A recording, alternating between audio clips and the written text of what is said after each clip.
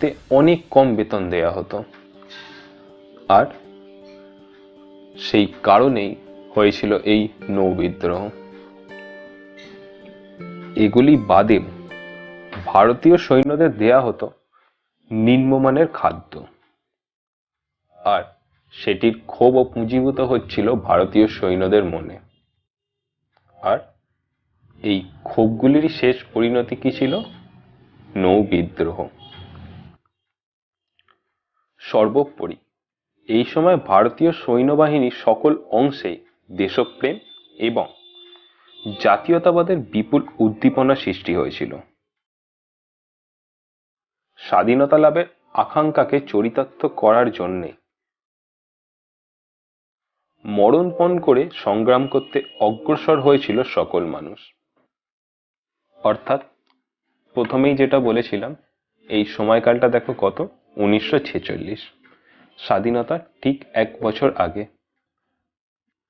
আর সেই সময় স্বাধীনতা অর্জনের জন্য সকলে একত্রিত হচ্ছিল, সকলে সরিয়ে দিতে চাইছিল এই ব্রিটিশ সরকারকে। এটিও ছিল নৌ বিদ্রোহের একটি কারণ।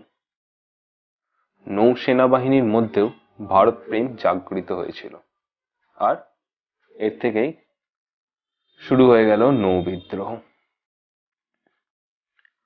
বোম্বাইয়ের সিগন্যাল স্কুলের প্রশিক্ষণরত নাবিকেরা কর্তৃপক্ষের অনমনীয় মনোভাবের প্রতিবাদে অনশন ও ধর্মঘট শুরু করে। অতি অল্পকালের মধ্যেই এই প্রতিবাদের প্রভাব বোম্বাই বন্দরের অবস্থানরত অন্যান্য ভারতীয় নাবিকেদের মধ্যে ছড়িয়ে পড়ে, এবং এরপরেই তলোয়ার, হিন্দুস্তান ও চমক এই 3 যুদ্ধজাহাজের সংগ্রামী নাবিকগণ ব্রিটিশ পতাকা, ইউনিয়ন জ্যাক অপসারণ করে কংগ্রেসের ত্রিবর্ণ রঞ্জিত পতাকা উত্তোলন করে। অর্থাৎ তারা ব্রিটিশ পতাকা নামিয়ে ভারতীয় পতাকা উত্তোলন করছে, এবং এর সাথেই জাহাজগুলির নতুন নামকরণও হয়। ভারতীয় জাতীয় নৌবহর, ইন্ডিয়ান ন্যাশনাল নেভি। ক্রমশ এই বিদ্রোহের প্রভাব কলকাতা, মাদ্রাজ ও করাচি বন্দরেও ছড়িয়ে পড়ে। এরপর বোম্বাই ও করাচি বন্দরে বিদ্রোহ চরম আকার ধারণ করে। বোম্বাই শহরে অনুষ্ঠিত বিক্ষোভ মিছিলে নৌবাহিনীর শিক্ষার্থীরা জাতীয় কংগ্রেস ও মুসলিম লীগের পতাকার সঙ্গে সঙ্গে কমিউনিস্ট পার্টির লাল পতাকাও বহন করে। তাদের মুখে ধ্বনিত হতে থাকে জয় হিন্দ, ইনকলাব জিন্দাবাদ, ব্রিটিশ সাম্রাজ্যবাদ নিপাত যাক, হিন্দু মুসলমান এক হ প্রভৃতি নানান ধরনের স্লোগান। এই নৌ বিদ্রোহের সমর্থনে স্বতঃস্ফূর্ত নানান হরতাল পালিত হতে থাকে। অ্যাডমিরাল গডফ্রে বিদ্রোহীদের আত্মসমর্পণ করার জন্য আবেদন করলেও বিদ্রোহীরা তাতে কর্ণপাত করেননি। এর ফলে ব্রিটিশ সৈন্যদের সঙ্গে বিদ্রোহী ভারতীয় সৈন্যদের গোলা বিনিময়ও হয়। গোলা অর্থাৎ কামানের গোলা, তোপ যাকে বলা হয়, সেই গোলা বিনিময়ও হয়।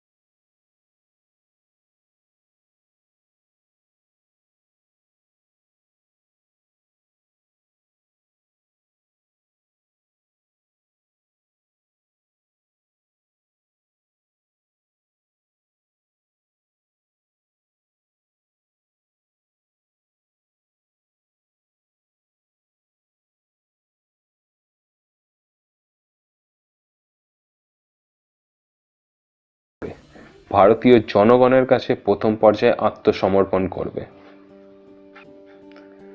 ব্রিটিশ কর্তৃপক্ষ ভারতীয় নৌসেনানীদের কোনরূপ শাস্তিদান করবে না, এরূপ এক অলিখিত সত্য পালন করতে হবে।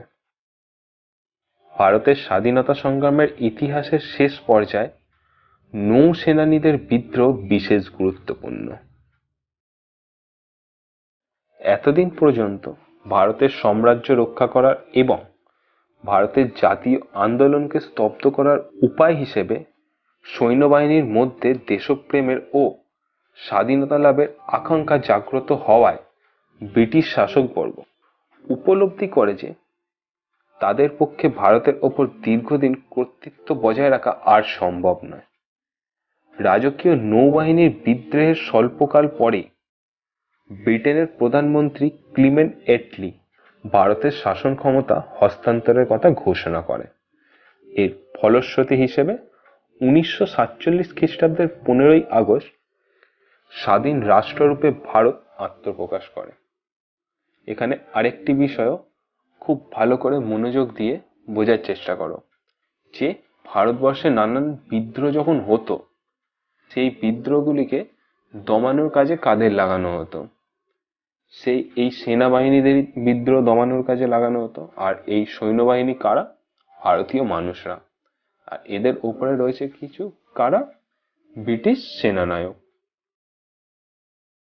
অর্থাৎ ভারতীয়দের ওপর গুলি বর্ষণ করছে ভারতীয় সৈন্যরা, ভারতীয় মানুষরা। কিন্তু অবশেষে যখন এই ভারতীয় সৈন্যরাই ঘুরে গেল, অর্থাৎ তারাই যখন বিদ্রোহ করেছিল, তাদের মনেও যখন দেশপ্রেম জাগ্রত হলো, তখন আর কি ব্রিটিশ সাম্রাজ্যের ভারতের ওপর শাসন করা সম্ভব ছিল? কোনোভাবেই নয়। আর সেই কারণেই তারা ভারত ছেড়ে চলে যেতে বাধ্য হয়েছিল। আর এই সেনাবাহিনীদের একত্রিত করার কাজে সব থেকে বেশি গুরুত্বপূর্ণ ভূমিকা যে পালন করেছিল, তিনি হলেন নেতাজি সুভাষচন্দ্র বোস। আমরা পরের ভিডিওতে নেতাজি সুভাষচন্দ্র বোসকে নিয়ে আলোচনা করব। আর আজকের ভিডিওটি কেমন লাগলো তোমরা কমেন্ট বক্সে কমেন্ট করে জানিও। আর যারা এখন পর্যন্ত আমাদের চ্যানেল স্টাডি টাইমকে সাবস্ক্রাইব করনি, তারা সাবস্ক্রাইব করে দিও আমাদের চ্যানেল স্টাডি টাইমকে। এভাবেই আমরা তোমাদের সামনে নানান ধরনের ইতিহাসের নতুন নতুন টপিক তুলে ধরতে থাকবো। আর যদি তোমাদের কোনো টপিক জানার থাকে, তোমরা বইতে পাচ্ছ না অথবা নোটস পারপাসে লেখার জন্য প্রয়োজন, তো আমাদের কমেন্ট বক্সে সেটিকেও তোমরা কমেন্ট করে দিতে পারো। আমরা অবশ্যই তোমাদের জন্য সেই টপিকগুলি তুলে ধরবো, সেই টপিকগুলি নিয়ে আলোচনা করব। আজ এ পর্যন্তই। আবার দেখা হচ্ছে কোনো এক নতুন বিষয়, কোনো এক নতুন আলোচনার মাধ্যমে।